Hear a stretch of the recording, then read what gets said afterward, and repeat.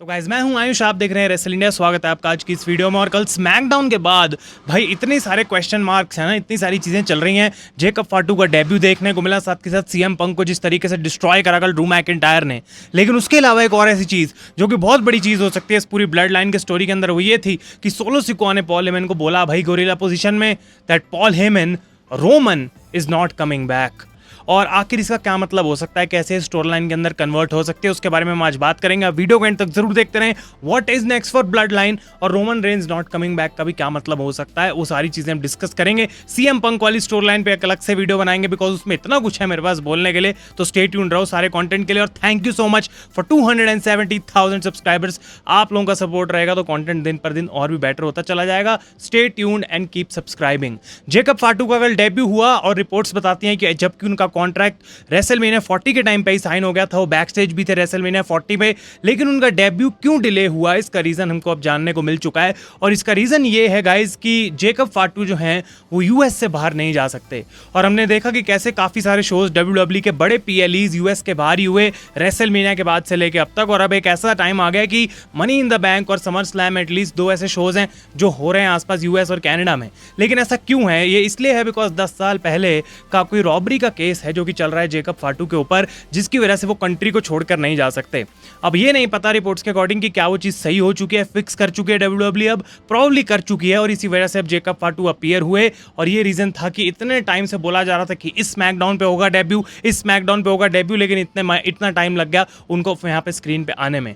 अब इंटरेस्टिंग चीज ये है गाइस कि जेकब फाटू और टामा टोंगा यानी कि टोंगन्स, जो कि समोन फैमिली का पार्ट है, ब्लड लाइन में अब आ चुके हैं, इनके भी आपस में काफी कनेक्शंस हैं। बिकॉज ये हमको देखने को मिला कि कैसे जो जेकब फाटू के फादर हैं यानी कि सैमुअल फाटू, वो टीम अप करते थे विद द फादर ऑफ टांगा एंड लोआ यानी कि टामा टोंगा और टांगा लोआ के फादर हाकू के साथ।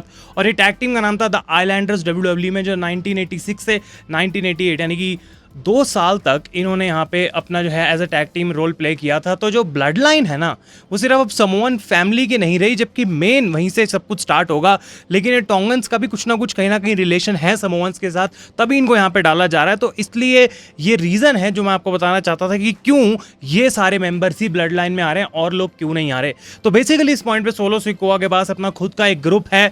और इस पॉइंट पे हम ये भी कह सकते हैं कि सोलो सिकोआ को अब रोमन रेंज की कोई भी जरूरत नहीं है, क्योंकि इतने सारे लोग उनके पास है। तो रोमन आगे क्या करेगा, सोलो को ऐसा एटलीस्ट लग रहा है। हमको पता है भाई बाकी रोमन रेंज की क्या वैल्यू है। और पॉल हेमन की एक वीडियो आई, डब्ल्यूडब्ल्यूई ने खुद अपने इंस्टाग्राम पे डाली कि कैसे वो बिल्कुल नाखुश, उदास लग रहे हैं स्मैकडाउन ऑफ एयर जाने के बाद। वो गोरिल्ला में जा रहे थे, उस टाइम उनको रिकॉर्ड किया गया उनके चेहरे को कि भाई बिल्कुल खुश नहीं थे वो कि एक और बंदा आ गया, आखिर मैं इस चीज़ पे कैसे कंट्रोल करूंगा। और पॉल हेमन ने ये भी क्लियर कर दिया स्मैकडाउन में सीएम पंक के सामने कि मुझे यहाँ से प्लीज ले जाओ। और वो क्लियर कर चुके हैं अपने इंटेंशंस कि वो निकलना चाहते हैं इस ब्लड लाइन से।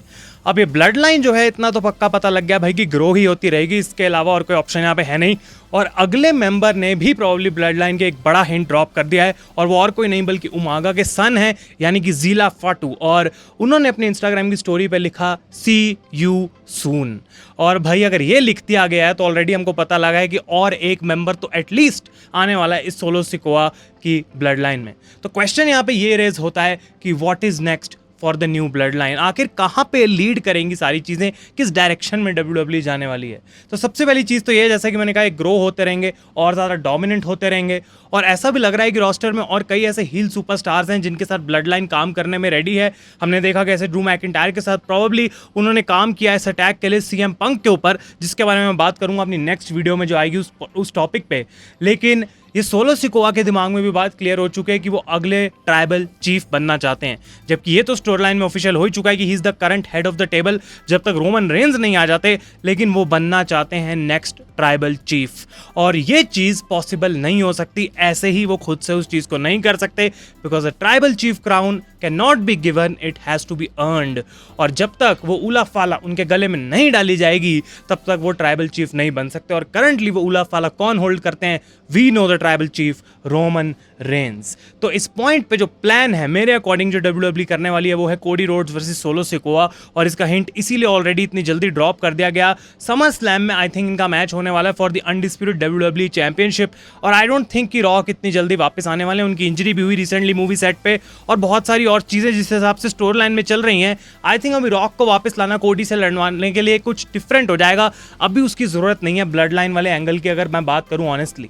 लेकिन क्या ये बिग इनफ है सोलो के लिए? क्या सोलो सिकोआ के पास ये अपॉर्चुनिटी कोडी रोड्स से लड़ने की? बिकॉज आई डोंट थिंक वो जीतने वाले हैं, आई डोंट थिंक वो अपसेट होगा। जबकि अगर वो अपसेट होता है तो वो ब्लड लाइन की स्टोरी के लिए बेस्ट हो सकता है, लेकिन फिर टाइटल की वैल्यू क्या उतनी रह जाएगी वो मैं कुछ कह नहीं सकता हूं। लेकिन सोलो वर्सेस कोडी फिर भी एक बड़ा मैच हो सकता है वहां पे सोलो सिकोआ के लिए as the head of the table. लेकिन बाकी ब्लड लाइन मेंबर्स का क्या? बिकॉज सोलो तो लीडर हैं, उनको बड़ा मैच चाहिए। लेकिन जैसा कि मैंने अपनी चैंपियनशिप वीडियोस में भी कहा और पहले भी ये बातें बोली हैं रिसेंटली कि भाई इनको गोल्ड चाहिए, तभी ये जो है थोड़ा और बढ़िया लगेंगे ऑन टेलीविजन।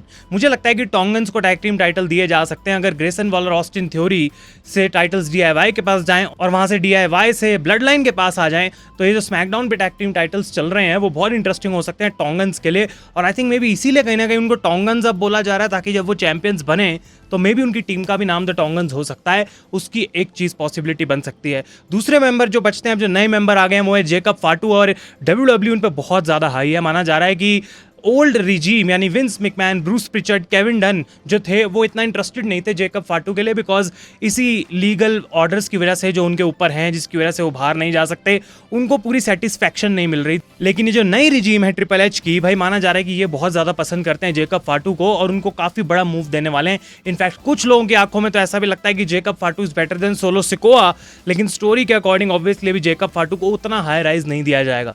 लेकिन फिर अगर उतना हाई राइज नहीं मिल रहा तो उनको बड़ा स्टार बनाने के लिए क्या कर सकते हैं? मेरे दिमाग में जो ऑप्शन है वो ये है कि लोगन पॉल को LA नाइट हराएंगे for the United States championship, और वहां से फ्यूड बन सकती है जेकब फाटू की LA नाइट के साथ फॉर द US चैंपियनशिप। और भले ही वो कुछ टाइम तक उस टाइटल को कैप्चर ना करें और LA नाइट के पीछे लगे रहें, एक फ्यूड देते रहें हमको अच्छी, उनका कैरेक्टर एटलीस्ट डेवलप हो जाएगा, उनकी रेसलिंग हमें देखने को मिलेगी, लोग उनको पसंद करना शुरू करेंगे और उसके बाद उनको डेफिनेटली एक चैंपियनशिप दी जा सकती है। तो ये फ्यूचर पॉसिबिलिटीज बन सकती हैं कि क्या आखिर ब्लड लाइन के मेंबर्स के साथ होगा। लेकिन अब फाइनली आते हैं हम इस टॉपिक के ऊपर जो आप लोग भी, मैं भी इंतजार कर रहे हैं देखने का कि कैसे अनफोल्ड होगा। And the question is what is next और what is going on with Roman Reigns.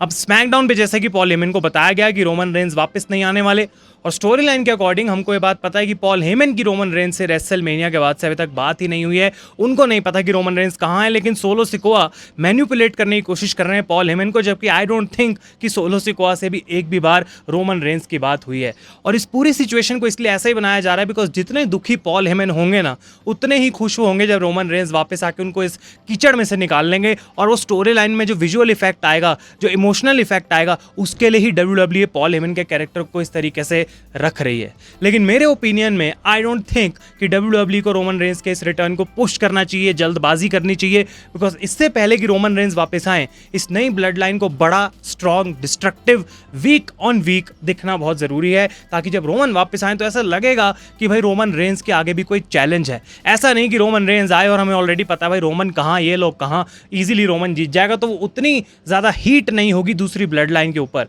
लेकिन आई थिंक ये जो रश वाली बात है वो इसका कहने का मतलब ये है कि समर स्लैम मेरे हिसाब से बेस्ट अपॉर्चुनिटी हो सकती है रोमन को वापस लाने की, बिकॉज उस समय कोडी वर्सेस सोलो का भी मैच हो रहा है और हर जगह कनेक्शन बनता है। रोमन वापस आ जाएंगे तो कोडी का भी चेहरा उड़ जाएगा एक सेकंड के लिए कि ये बंदा वापस आ गया, बट उस पॉइंट पे Roman Reigns will not become a heel. वो अटैक नहीं करेंगे कोडी के ऊपर, वो अटैक करेंगे सोलो को।